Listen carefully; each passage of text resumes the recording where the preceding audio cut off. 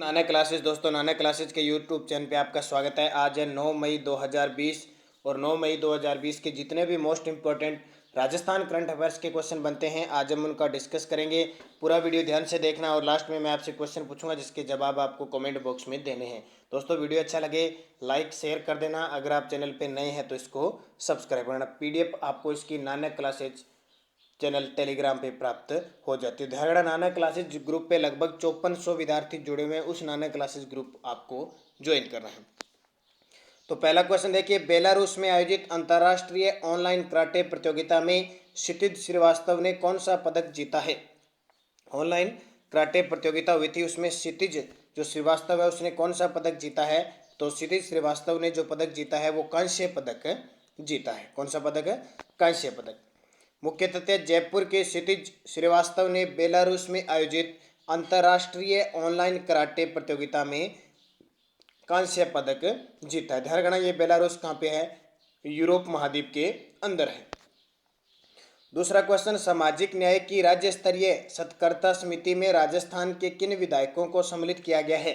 हाल ही में सामाजिक न्याय की राज्य स्तरीय सत्कर्ता समिति बनी है, तो उसमें राजस्थान के 2 विधायक शामिल हुए हैं, जेपी चंदेलिया और पानाचंद मेघवाल। जेपी चंदेलिया और पानाचंद मेघवाल। देखते हैं मुख्य तथ्य में कहां से ये विधायक हैं।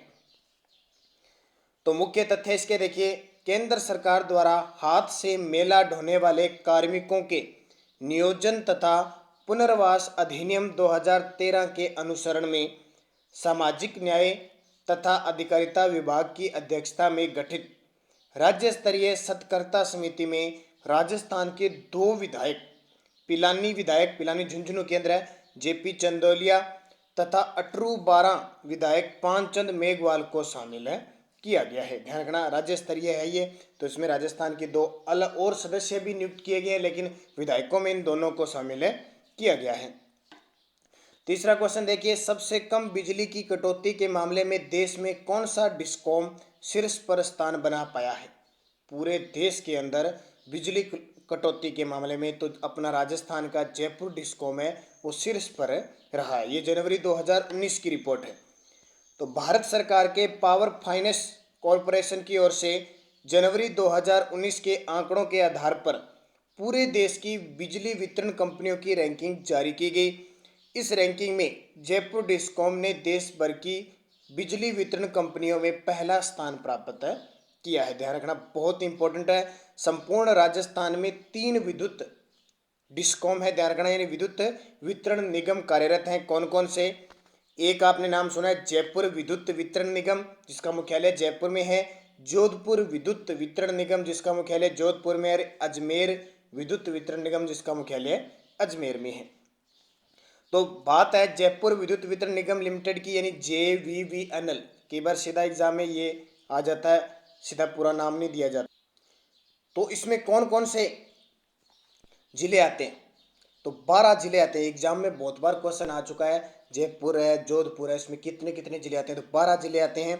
जयपुर, अलवर, भरतपुर, धौलपुर, टोंक, झालावाड़, बारां, दौसा, बूंदी, करौली, कोटा, सवाई माधोपुर। इधर पूर्वी जिले वाले सारे के सारे 12 जिले जयपुर विद्युत वितरण लिमिटेड में आते हैं। तो ये बात ध्यान रखना आपने। चौथा क्वेश्चन देखिए, शुष्क भूमि विकास पर 13वीं अंतर्राष्ट्रीय कॉन्फ्रेंस का आयोजन किस जिले में हुआ। शुष्क भूमि विकास पर 13वीं अंतर्राष्ट्रीय कॉन्फ्रेंस का आयोजन तो जोधपुर के काजरी संस्थान में हुआ। मुख्य तथ्य, शुष्क भूमि विकास पर 13वीं अंतर्राष्ट्रीय कॉन्फ्रेंस का आयोजन जोधपुर के काजरी में किया गया। इस कॉन्फ्रेंस का आयोजन अंतर्राष्ट्रीय शुष्क भूमि विकास आयोग तथा काजरी के संयुक्त तत्वाधान में किया गया। इस कॉन्फ्रेंस में वैज्ञानिकों ने मौसम मॉडल, ग्लोबल वार्मिंग, जलवायु परिवर्तन का शुष्क भूमि पर प्रभाव जैसे विषयों पर चर्चा की। थीम क्या थी इसकी? तो शुष्क भूमि क्षेत्र को ग्रे से ग्रीन में बदलना। ग्रे से ग्रीन में बदलना काजरी। अब काजरी संस्थान में हुआ, काजरी के सहयोग से हुआ, तो इसकी फुल फॉर्म याद रखनी है, केंद्रीय शुष्क क्षेत्र अनुसंधान संस्थान जिसका मुख्यालय जोधपुर केंद्र है। इसकी स्थापना 1959 में हुई थी, जो अक्सर एग्जाम के अंदर आती है, में यूनेस्को की अनुशंसा पर भारत सरकार के द्वारा की गई थी। पांचवा क्वेश्चन देखिए, स्वर्ण नगरी जैसलमेर में मरु महोत्सव 2019 में किस संस्करण का आयोजन फरवरी 2019 में हुआ? बहुत ही इंपॉर्टेंट क्वेश्चन है। मरु महोत्सव का आयोजन कहाँ होता है? जैसलमेर में। उसको हम क्या कहते हैं? स्वर्ण नगरी कहते हैं।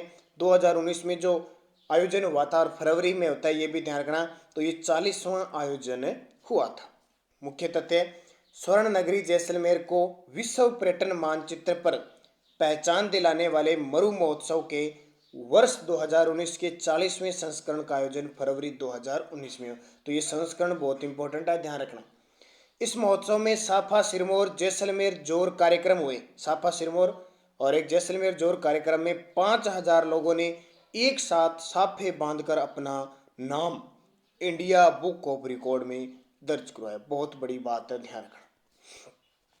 अब देखिए कुछ महोत्सव जो हमारे राजस्थान में होते हैं।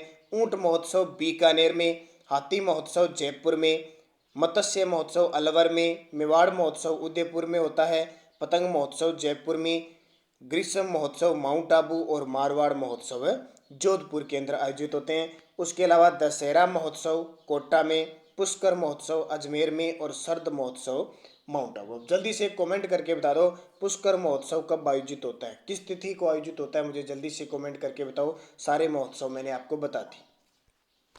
छठा क्वेश्चन देखिए, राजस्थान में राणा प्रताप सागर बांध की सुरक्षा व मरम्मत के लिए विश्व बैंक ने प्रस्ताव मंजूर किया। यह बांध किस जिले में है? देखो किसी बड़ी संस्था ने उसकी सुरक्षा मरम्मत के लिए प्रस्ताव पेश किया तो एग्जाम में क्वेश्चन बनेगा। जो क्वेश्चन करंट का होता है उसी को हिस्ट्री ज्योग्राफी बनाकर और एग्जाम में पूछ लिया जाता है। और हम कहते हैं ये क्वेश्चन पता नहीं, किसी भी प्रकार से वो करंट में चर्चित होता है तब एग्जाम में ज़्यादातर उसकी हिस्ट्री ज्योग्राफी पूछी जाती है। तो राणा प्रताप सागर बांध बहुत इंपॉर्टेंट है। तो है कहाँ पे? चित्तौड़गढ़ में है।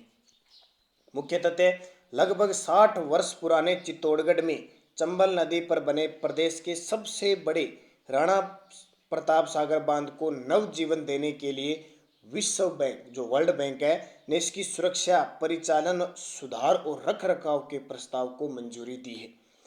विश्व बैंक ने राणा प्रताप सागर बांध के लिए 46.8 करोड़ की राशि जारी की है। विश्व बैंक ने अपने हमारे देश में 773 बड़े बांधों की सुरक्षा, मरम्मत और पुनर्वास के लिए राशि स्वीकृत की है, जिसमें राजस्थान के 2 है। एक तो राणा प्रताप सागर बांध और इसके अतिरिक्त प्रताप बांसवाड़ा में माही बांध का प्रस्ताव शामिल है। दो इंपॉर्टेंट देखिए, पिछले साल दिसंबर 2019 में एग्जाम हुआ था कि माही बांसवाड़ा में जो ये बांध बना हुआ है माही बजाज सागर बांध, वो किस गांव में बना हुआ है? तो विश्व बैंक ने इसके प्रस्ताव को मंजूरी दी है मरम्मत के लिए, इसीलिए वो एग्जाम में पूछा गया था। तो बांसवाड़ा के बोरकुंडा गांव में, ध्यान रखना। और पुष्कर महोत्सव कब तक था? कार्तिक पूर्णिमा को आयोजित होता है। तो ध्यान रखना, जो करंट का होगा उसको हिस्ट्री ज्योग्राफी बना के क्वेश्चन एग्जाम में पूछा जाएगा। अब बात कर लेते हैं राणा प्रताप सागर बांध की। चित्तौड़गढ़ में चूलिया जलप्रपात के निकट रावत बाटा में चंबल नदी घाटी परियोजना के दूसरे चरण के तहत इसका निर्माण हुआ, यानी 1962 से लेकर 70 तक हुआ, 60 से 70 तक, और 1970 में इसे राष्ट्र को समर्पित किया गया। राजस्थान में यह भराव क्षमता सर्वाधिक है। भराव क्षमता की दृष्टि से सबसे बड़ा बांध है राणा प्रताप सागर बांध। इस बांध के ऊपर कनाडा के सहयोग से राजस्थान का प्रथम व देश का दूसरा परमाणु विद्युत ग्रह बनाया गया है। अब इसकी विद्युत इकाइयां कितनी है? तो 4 विद्युत इकाइयां कार्यरत है। कितने कितने मेगावाट की? तो 4 इकाइयां 43 मेगावाट, 43 मेगावाट की 4, यानी कुल विद्युत उत्पादन कितना हो रहा है? 172 मेगावाट। अब मुझे जल्दी से कमेंट करके बता दो चंबल नदी पर कुल कितने बांध बने हुए हैं? चंबल नदी पर कुल कितने बांध बने हैं? जल्दी से कमेंट करके बताओगे मुझे, और क्रम भी बताओगे दक्षिण से उत्तर की ओर। 7वां क्वेश्चन देखिए, मुख्यमंत्री पशुधन निःशुल्क दवा योजना की शुरुआत कब हुई? तो एक योजना की हम रोज थोड़ी सी बात करेंगे, ज़्यादा डिटेल से नहीं, लेकिन सिर्फ तारीख बात करेंगे। तो मुख्यमंत्री पशुधन निःशुल्क दवा योजना 15 अगस्त 2012 से इसकी शुरुआत की गई।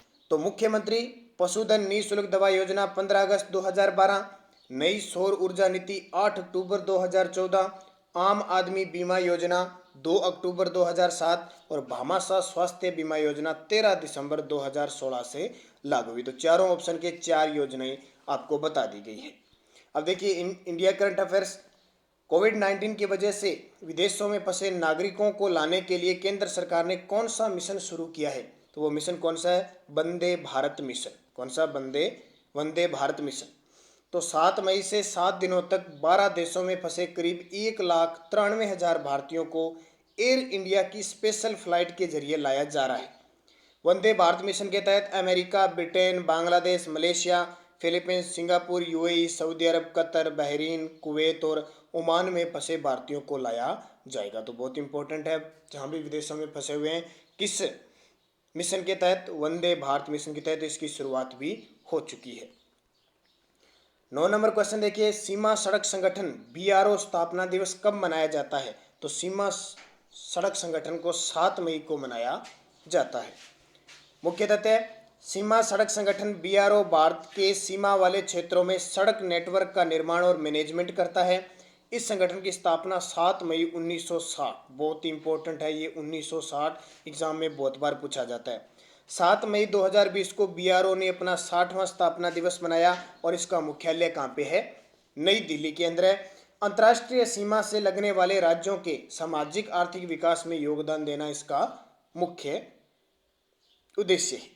और 10 number question, world red cross दिवस कब मनाया जाता है? बहुत इंपॉर्टेंट है, ये विश्व प्रसिद्ध दिवस है। तो वर्ल्ड रेड क्रॉस दिवस कब मनाया जाता है? तो ये 8 मई को मनाया जाता है। कब मनाया जाता है? 8 मई को मनाया जाता है। अब पिछले वीडियो में मैंने क्वेश्चन क्या पूछा था, राजस्थान में भामाशाह योजना कब लागू हुई? तो राजस्थान में जो भामाशाह योजना लागू हुई थी 15 अगस्त 2014 को लागू हुई थी। अब इस भामाशाह की जगह क्या बन रहा है? जन आधार कार्ड बन चुका है। अभी क्लियर रूप से पूरे राजस्थान में लागू नहीं हुआ है, लेकिन 1 अप्रैल 2020 से इसको लागू करने की राज्य सरकार की मुहिम थी। तो ध्यान रखना, जन आधार कार्ड, भामाशाह योजना, कोई ज़्यादा दोनों में अंतर नहीं है। जो कोई भी यानी लाभ मिलेगा वो भी अंतर नहीं है, लेकिन जन आधार कार्ड नाम से अलग जारी हो गया। एक क्वेश्चन मैंने पूछा था, गाय भैंस के ब्याने पर पहली बार निकाले जाने वाला दूध क्या कहलाता है? तो इसका सही आंसर था खीस। क्या था? खीस निकाली जाती है। पहले पहले जो गाढ़ा गाढ़ा दूध होता है तो वो ताकतवर भी होता है। तो ध्यान रखना दोस्तों, ब्याने के बाद जो दूध होता है उसको पिया करो, बहुत ही ताकतवर होता है वो खीस। कुलड़ी, कूलड़ी, ठीक है, ये कूलड़ी है। ये कूलड़ी क्या होता है? पशुओं का जो गोबर रखने का जो ढेर होता है, जिसको हम आम भाषा में कहते हैं कूलड़ी, कहते हैं कूलड़ी, वो कूलड़ी होता है। गोर क्या है? गोर तो गायों को रखने का जो बाड़ा होता है उसको गोर कहते हैं। कचोला, तो कचोला होता है पीतल या कांसे का बना आदि का बना खाना खाने का बर्तन होता है कचोला, ध्यान रखना, ठीक है। दूध छाछ जिसमें खाते हैं ना, वो होता है कचोला। अब वीडियो के लास्ट में मैं आपसे क्वेश्चन पूछता हूं, जिनके जवाब कमेंट बॉक्स में देना है। सारे विद्यार्थी बढ़िया शानदार तरीके से जवाब दिया करो, ताकि मैं आपको बढ़िया तरीके से बता सकूं। विशाख पूर्णिमा के दिन किसका जन्म हुआ था? महावीर स्वामी, महात्मा बुद्ध, दयानंद सरस्वती, स्वामी विवेकानंद। अब किसका जन्म हुआ था विशाख पूर्णिमा के दिन? उस शख्स का, आपको उस व्यक्ति का पूरा बायोडाटा, जन्म कब हुआ, माता कौन थी, पिता कौन थी, पत्नी कौन थी, ठीक है, आपको ये सारी बातें मुझे कमेंट करके बतानी है, ताकि मैं कल आपको पूरा डिटेल बताऊंगा। लेकिन इससे पहले मुझे आप बताओगे, ध्यान रखना, आपके पास बुक्स है उसमें से देख के लिखो जी। और एक क्वेश्चन फिर आपके लिए, शब्दावली, दही मथने पर सुनाई देने वाली आवाज को क्या कहते हैं? जब दही मथा जाता है तो उस जो आवाज आती है उसको क्या कहा जाता है? दमेड़ो, नातनो, बलिता, बाखड़ी। कमेंट बॉक्स में बताओगे। एक तो वो आवाज है, बाकी 3 भी किससे संबंधित रखती है मुझे कमेंट करके आप बताओगे, क्योंकि राजस्थान ये शब्दावली आपको पता ही पता है लगभग ग्रामीण क्षेत्रों में। अब महत्वपूर्ण फैक्ट में छोटी सी बात कर रहे हैं। 101वां संविधान संशोधन 2016 में हुआ था। इस संशोधन द्वारा वस्तु व सेवा कर यानी जीएसटी को प्रारंभ किया गया, जो 1 जुलाई 2017 को प्रारंभ हो गया था। तो ये इंपॉर्टेंट है, 101वां संविधान संशोधन था जीएसटी से संबंधित। तो ये आपके लिए इंपॉर्टेंट क्वेश्चन थे।